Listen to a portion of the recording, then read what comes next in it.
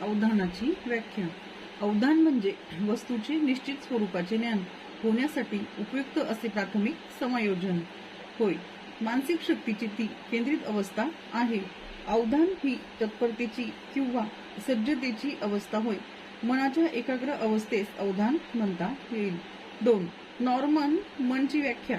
आपण ज्या मानसिक प्रक्रियेद्वारे निवडक अथवा वेचक उद्दीपक किंवा उद्दीपक समूहाला बोधावस्थेच्या केंद्रस्थानी आणतो तिला अवधान असे म्हणतात.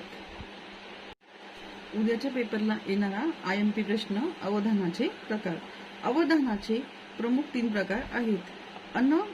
अनैच्छिक अवधान, 2 ऐच्छिक अवधान आणि 3 स्वाभाविक अभ्यस्त अवधान.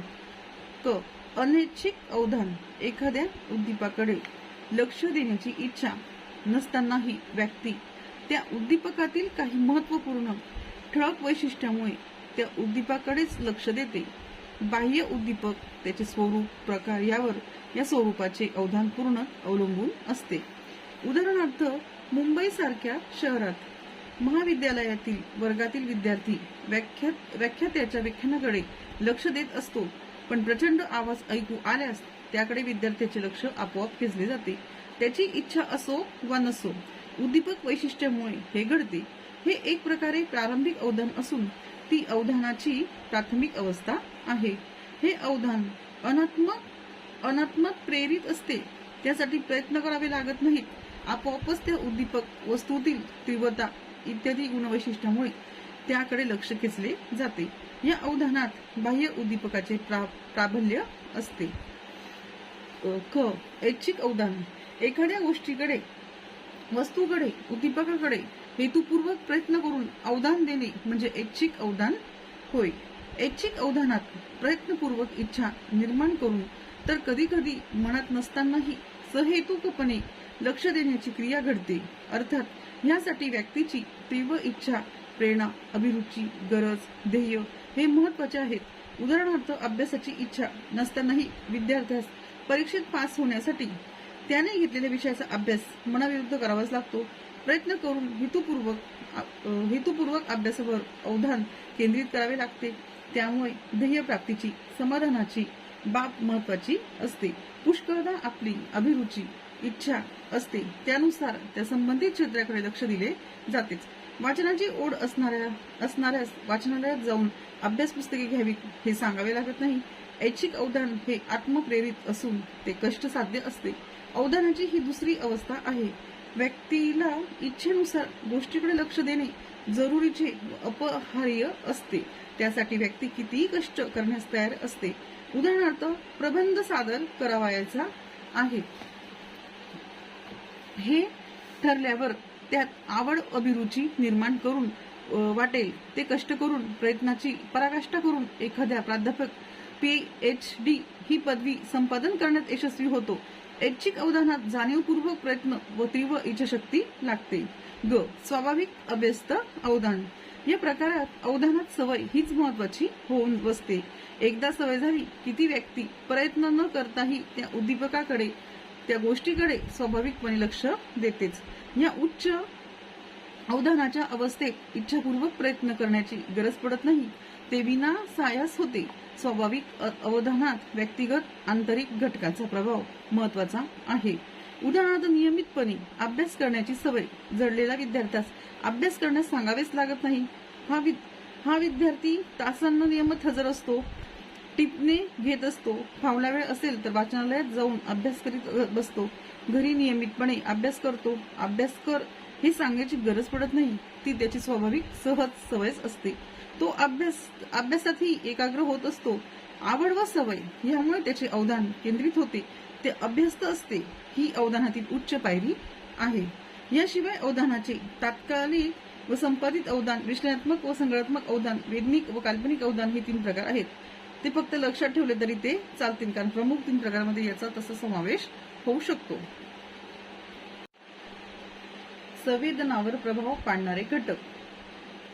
हा प्रश्न IMP उद्याच्या पेपराला येऊ शकतो. संवेदनावर सन्निवेशाचा परिणाम. टॉपिक बघू. सन्निवेशाचा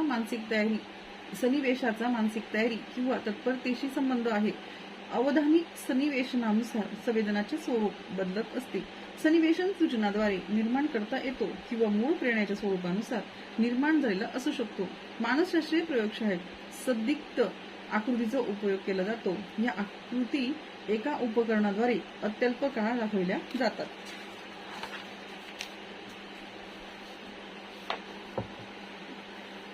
संवेदनावर पूर्वानुभवाचा व पूर्वसंस्काराचा परिणाम. वातावरणातील वस्तू व घटनाचे संवेदन होत असताना व्यक्तीच्या पूर्वानुभवाचा परिणाम त्यात अंतर्भूत असतो. कोणत्याही वस्तू वा प्रसंगाने पूर्वी आपल्याला ज्या प्रकारे उद्दीप्त केलेले असते त्यावेळी आपल्या ज्या व जशा प्रतिक्रिया झाल्या असतील त्याप्रमाणे त्या प्रसंगाचा अर्थ आपण लावत असतो. पूर्वानुभवाच्या आधाराने आपण अनेक घटकांना अर्थ देत असतो. त्या पूर्व अपेक्षेने त्याच्याकडे पाहतो. आवश्यकता भासली तरच त्यात बदल करतो. त्या बदलाला आपण पडताळून पाहतो. संवेदनावर संदर्भाचा परिणाम. परिस्थितीच्या संदर्भानुसार संवेदनाचे स्वरूप ठरत असते, बदलत असते. संदर्भ परिचित नसेल व संदिग्ध असेल तर एखाद्या घटनेचे संवेदन नीट होत नाही.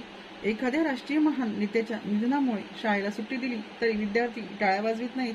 महाविद्यालयातील कबड्डी चमूने करंडक आणला तर टाळा मृदंगाच्या सुरात मिरवणूक काढून आनंद व्यक्त करण्यात येतो. यावेळी सुट्टीही जाहीर केली तर प्रचंड टाळ्यांच्या गजरात सुट्टीचे स्वागत होते. संवेदनावर सूचनांचा परिणाम. प्रत्यक्ष किंवा अप्रत्यक्षरित्या भाषिक व चित्रांकित सूचनाचा परिणाम संवेदनावर होतो. महाराष्ट्र राज्य विद्युत मंडळाच्या खांबावर धोक्याची सूचना देणारे संकेत चित्र लावलेले असते. त्याचा अर्थ आपण खांबात स्पर्श करू नये असा घेतो. संदिग्ध उद्दीपकाचा व्यक्तिगत गरजा व मूल्यांचा काहीसा परिणाम संवेदनावर होतो असे आढळते. सांस्कृतिक संधी व मर्यादा, सामाजिक निर्बंध याचा संवेदनावर परिणाम. संस्कृती मूल्याचा ठसा आपल्या संवेदनावर होत असतो. धार्मिक वृत्तीच्या व्यक्तीला मद्यपी माणसाबद्दल घृणा वाटते, पण पाश्चात्य संस्कृतीत वाढलेल्या व्यक्तीला मद्यपान करणारा विशेष जाणवत नाही. याचे कारण संस्कृतीचे वैशिष्ट्यच हे आहे.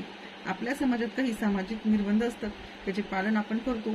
अवाच्य किंवा लैंगिक शब्दाचे उच्चारण आपण नेहमीच टाळतो. लघुदर्शक यंत्रणातून अर्वाच्य, घाणेरडे शब्द, सुकट शब्द व तटस्थ शब्द दाखवले असता असे आढळून आले की व्यक्ती अर्वाच्य, घाणेरडे शब्द सांगण्याचे टाळते,